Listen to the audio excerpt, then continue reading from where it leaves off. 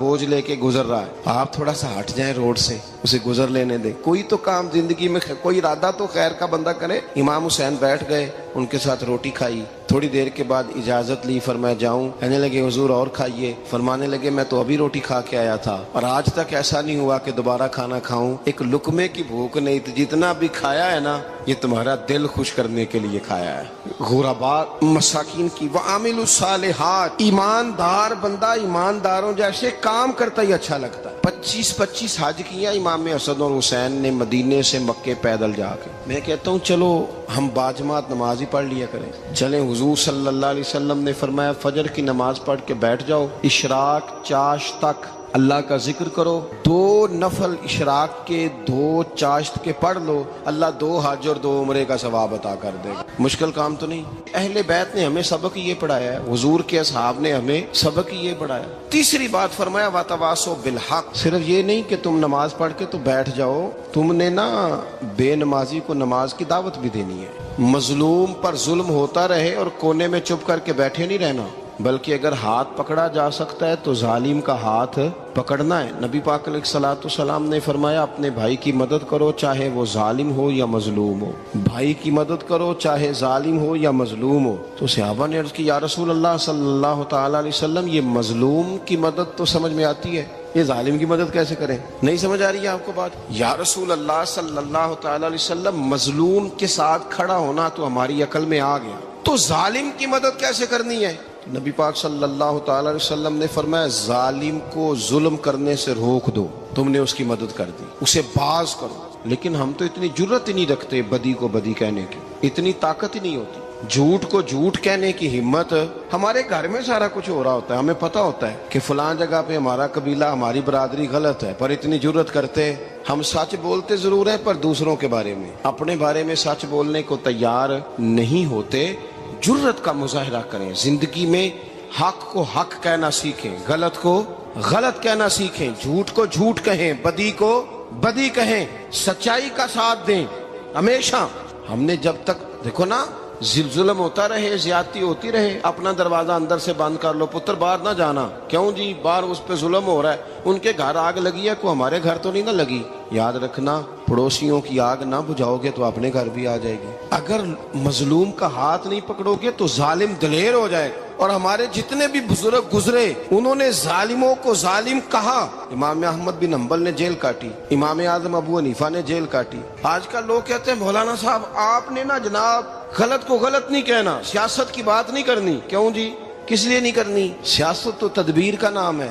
بنو اسرائیل میں جتنی بھی تدبیر ہوتی تھی وہ سارے انبیاء کیا کرتے تھے۔ کیوں نہ بات کریں؟ یہ جن کرسیوں پہ آج تم نے ظالموں جابروں کو بٹھایا، یہ کرسی تو حضرت ابوبکر صدیق جیسے لوگوں کی ہے، یہ تو حضرت عمر جیسے لوگوں کی سیٹ ہے، حضرت عثمان غنی جیسے لوگوں کا کام ہے، مولا علی جیسے لوگوں کا کام ہے۔ غلط جگہوں پہ غلط لوگ بٹھا دی اور پھر جھوٹے کو جھوٹا بھی نہ کہیں، ظالم کو ظالم بھی نہ کہیں۔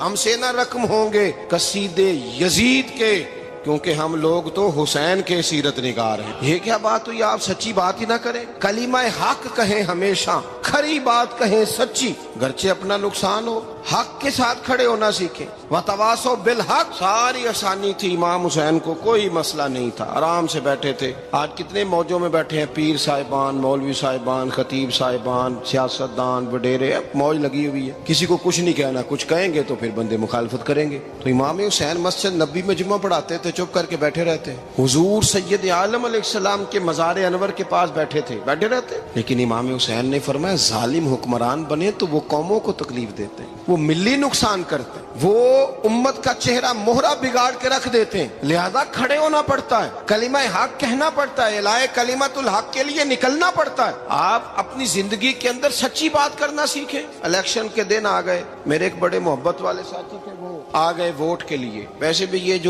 جو بیماری ہمارے ملک میں نا جی، ہمارے ہاں حکمران بعضوں کا کہتے ہیں اوے ہو جی جمہوریت بڑی ضروری ہے۔ وہ بھی کس مصیبت کا نام ہے جمہوریت؟ اقبال تو کہتے ہیں کہ یہ وہ چیز ہے کہ جس میں پتہ ہی کوئی نہیں ہوتا پڑھے لکھے ان پڑھ کا، چھوٹے اور بڑے کا، سیانے اور بیوقوف کا۔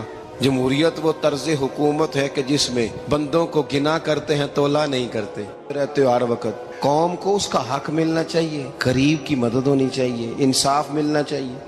باقی یہ تمہاری کہانیاں ہیں ڈکٹیٹرشپ اور جمہوریت، اور ہمیں تمہاری سمجھ بھی نہیں آتی۔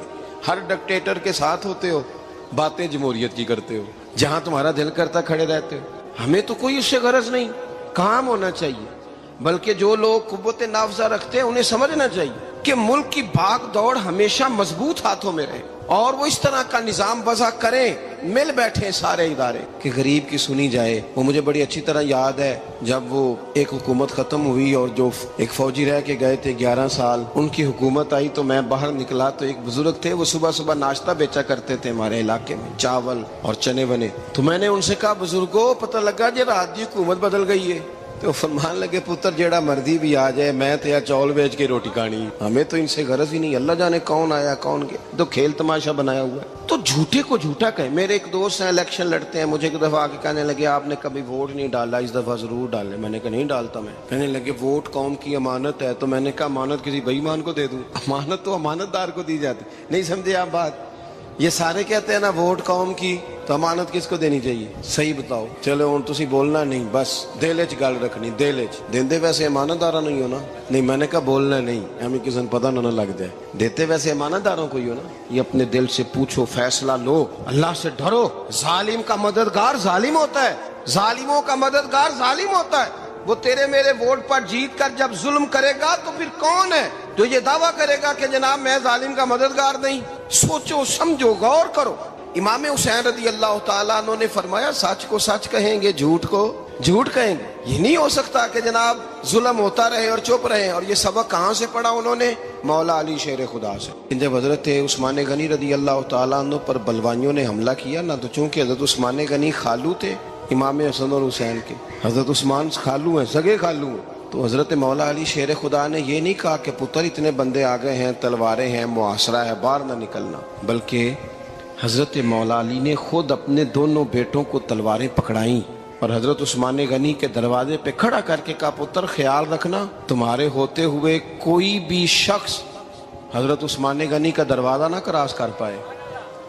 خود اپنے بچوں, ہر جنگ میں حضرت علی ساتھ لے کے جاتے تھے. ہم تو بچوں کو دلیری سکھاتے ہی نہیں, بزدل. اور کچھ ہمیں بابے مل گئے, وہ کہتے ہیں منڈے نو سایا ہے. میں کہ بابے نو آپ سایا ہے, انہوں بھی کرو دم کراؤ. اس کو نظری سایہ آتا ہے, کیسے نادانوں سے پالا پڑ گیا. کیا ہوتا ہے وہ سایہ؟ اچھے بھلے سیانے نوجوان بتی بند کر کے اندر لیٹا ہوا ہے بچہ ہے, بابا کہہ گیا انہوں سایا ہے. بابا کہڑا کہہ گیا جڑا باہر روٹی لین آیا سی, بھی ایڈی پہنچی سرکار ہوندی تے ٹکر ہی گھر کھا لیندی. لوگوں کے قسمت کا حال بتاتا ہے, اپنی اتنی خراب ہے کہ مانگتا پھرتا ہے. کیا مذاق بنایا ہم نے اپنے ساتھ. تھوڑے سمجھدار ہو جائیں, ہر بندے کی بات کا اثر قبول نہ کیا کریں. مومن کے پاس طاقتیں ہوتی ہیں, جو جدھر لگاتا ہے چپ کر کے لگ جاتے ہو. ان الذین قالوا ربنا اللہ ثم استقاموا تتنزل علیہم الملائکہ. اللہ کہتا ہے تو ڈٹنا سیکھ, رب کا نام لے کے ڈٹ جا, رب تیری مدد کے لیے فرشتے بھی نازل کر دے گا. فرمایا یہ نبی مومنوں کے جانوں سے بھی زیادہ قریب ہے. ہم بڑا عام لفظ بولتے ہیں کہ فلاں چیز میرے دل کے بڑی قریب ہے, میری سوچ کے بڑی. جو لوگ دل کے قریب ہوتے ہیں ان کے پاس اٹھنے بیٹھنے کو دل کرتا ہے. تو اللہ کریم نے قرآن پاک میں فرمایا کہ یہ پیغمبر صلی اللہ علیہ وسلم تمہاری جانوں سے بھی تمہارے قریب ہے. اور حضور نے وضاحت کر دی, نبی پاک نے وضاحت کر دی. حضور نے فرمایا لا یؤمن احدکم حتی اکون احب الیہ من والدہ وولدہ والناس اجمعین, او کما قال نبی صلی اللہ علیہ وسلم. فرمایا تم میں سے کوئی اتنی دیر تک مومن ہو ہی نہیں سکتا جب تک ہر چیز سے بڑھ کر مجھ سے پیار نہ کرے.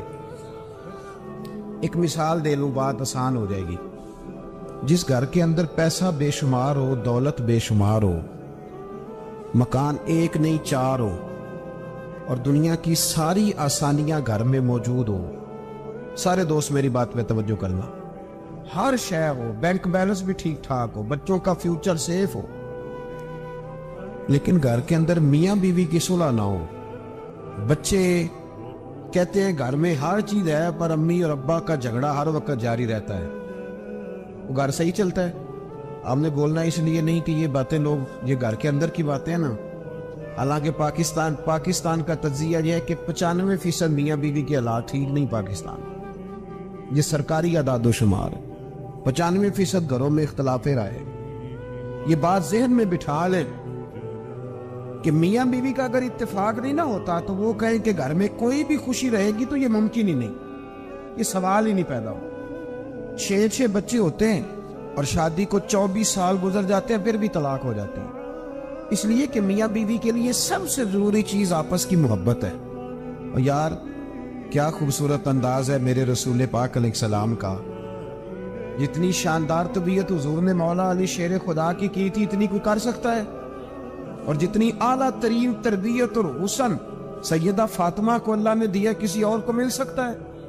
لیکن میرے نبی پاک علیہ السلام نے ان کی شادی کے بعد ان کو اکٹھے بٹھا کے ان کے سر آپس میں جوڑ کے ہاتھ اٹھا کے دعا کی تھی کہ اے اللہ ان کے درمیان محبت پیدا فرما دے۔ میاں بیوی کے درمیان جو سب سے اہم چیز ہے وہ محبت ہے۔ بچے کہتے ہیں ہم کدھر جائیں، ابا کی سنیں کہ اماں کی سنیں؟ اور اکثر گھروں میں بچوں کی تربیت رک جاتی ہے اس لیے کہ میاں بیوی کا سلوک نہیں ہوتا، تباہی اتر جاتی۔ گھر کے اندر ہر شے ہے پر ان کا پیار نہیں۔ پتہ یہ چلا کہ گھر میں محبت نہ ہو تو گھر نہیں چلتا۔ اگر محبت کے بغیر ایک گھر نہیں چل سکتا تو محبت مصطفیٰ کے بغیر دین کیسے چلے گا؟ گھر نہیں چلتا میرے بھائی، ٹوٹ جاتا ہے، بکھر جاتا ہے۔ سارا کچھ ہونے کے باوجود میں نے مردوں کو روتے ہوئے دیکھا ہے، عورتیں تو روتی ہیں، میں نے مردوں کو روتے ہوئے دیکھا